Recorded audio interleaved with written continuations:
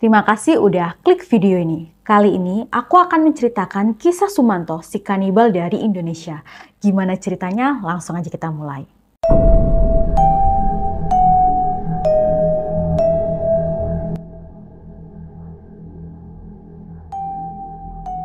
Sumanto ini adalah seseorang yang dikenal karena kasus kanibalisme pada awal tahun 2013. Namanya ini dikenal secara luas di Indonesia karena terlibat kasus pencurian mayat dan memakannya. Karena dipercaya bahwa hal menakutkan ini akan memberikannya kekuatan batin supranatural. Pada saat itu dia mengaku sudah memakan 3 orang di tempat yang berbeda, yaitu di Lampung dan di Purbalingga. Kepercayaan Sumanto ini didasarkan oleh kepercayaan mistis lokal dan bahkan banyak orang dan para ahli mengatakan bahwa si Sumanto ini mengidap penyakit jiwa. Berikut latar belakang Sumanto. Jadi Sumanto ini lahir pada tanggal 3 Maret 1972 dan dia merupakan anak sulung dari 5 bersaudara. Masa kecilnya Sumanto ini termasuk yang berkecukupan karena orang tuanya ini banyak mendapatkan warisan dari nenek kakeknya. Pada saat itu, Sumanto menempuh pendidikan sekolah dasar di SD Negeri 1 Pelumutan Purbalingga. Dia dipanggil oleh teman-temannya dengan nama Suman waktu kecil. Katanya sifat Sumanto ini waktu kecil ini sudah menjadi anak nakal dan udah mulai kelihatan badung pada saat itu. Waktu SMP Sumanto ini bersekolah di SMP unggulan. Sekolahnya ini berjarak 3 km dari rumahnya. Setiap berangkat sekolah, Sumanto ini harus berjalan kaki menuju ke sekolahnya. Dan aktivitas sepulang sekolahnya adalah mengembala kambing dan memotong rumput. Dan di sore harinya dia belajar ilmu agama di masjid sekitar rumahnya. Kalau nggak ada kerjaan, dia habiskan waktunya untuk menonton layar tancap atau pementasan wayang di desanya. Dan akhirnya bertahun-tahun kemudian berlalu, kesulitan ekonomi pun mulai melanda keluarganya.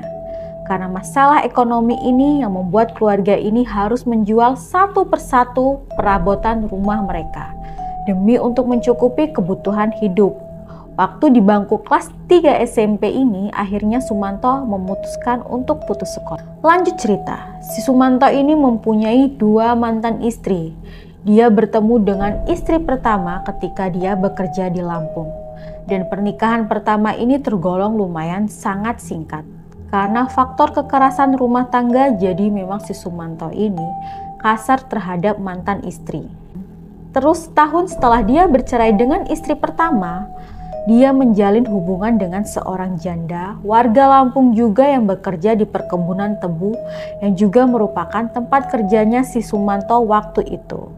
Mereka menikah di tahun 1993 dan dikaruniai seorang anak perempuan. Waktu nikah yang kedua, Sumanto ini jarang pulang ke rumah. Cuman sesekali aja dia pulang ke rumahnya. Sama dengan istri yang pertama, Sumanto ini juga melakukan kekerasan rumah tangga. Akhirnya pernikahan yang kedua ini nggak bertahan lama dan bercerai lagi. Setelah bercerai, dia mulai mendalami ilmu hitamnya. Tidak diketahui kapan tahun pastinya Sumanto menghabisi dan memakan korban-korbannya ini. Tapi menurut pengakuan Sumanto, beberapa tahun setelah dia bercerai dari istri yang kedua, dia mulai memperdalam ilmu hitamnya. Ilmu batin ini dipelajarinya dari seorang guru. Konon katanya, ilmu batin yang didalami oleh Sumanto ini adalah ilmu hitam. Dia berharap dari ilmu hitamnya ini dia bisa memperoleh kekuatan kekebalan tubuh. Gak bisa dibunuh, gak bisa diracunin, selalu awet muda, bahkan sampai bisa hidupkan orang mati. Dan untuk memenuhi keinginan si Sumanto ini, gurunya menyuruh Sumanto untuk memakan 7 manusia. Terus kalau dia sudah berhasil hebat, akan bertambah lagi syarat memakan orang menjadi 21. Pokoknya Sumanto ini semakin hebat, Sumanto ini terus bertambah jumlah memakan bahkan harus mencapai 41.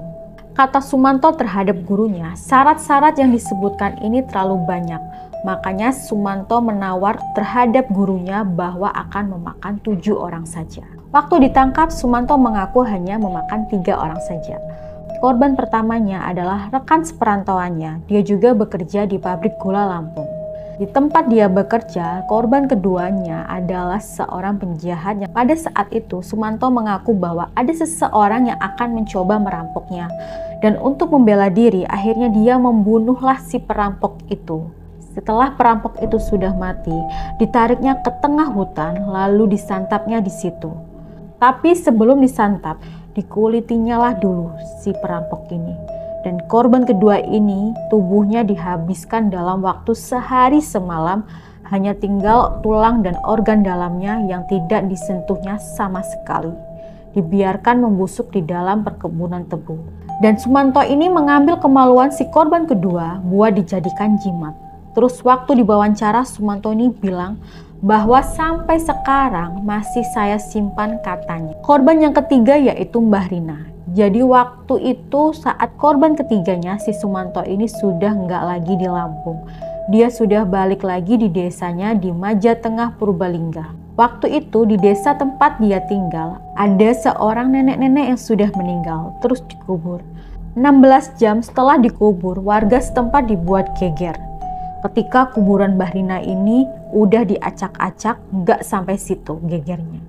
Makin terkejut lagi mereka ketika waktu diperiksa mayatnya ini sudah nggak ada, menghilang, dan setelah 2 hari hilangnya jenazah Mbah Rina ini berhasil ditangkap. Saat mengeksekusi kuburannya Mbah Rina pada malam hari, Sumanto menggali kuburnya ini dengan kedua tangan.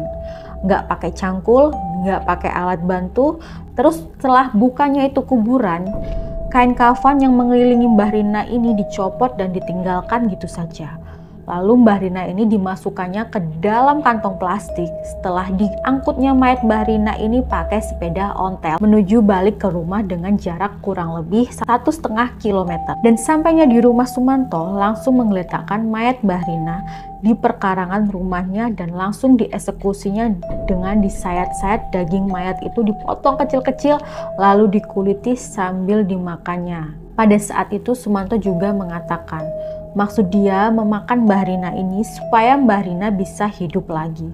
Tapi bukan Mbah Rina hidup dengan wujud fisiknya, tetapi akan hidup di tubuhnya Sumanto. Mayat Mbah Rina ini nggak cuma disantapnya sendiri, diberikannya ke bapaknya 7 potong seperti sate.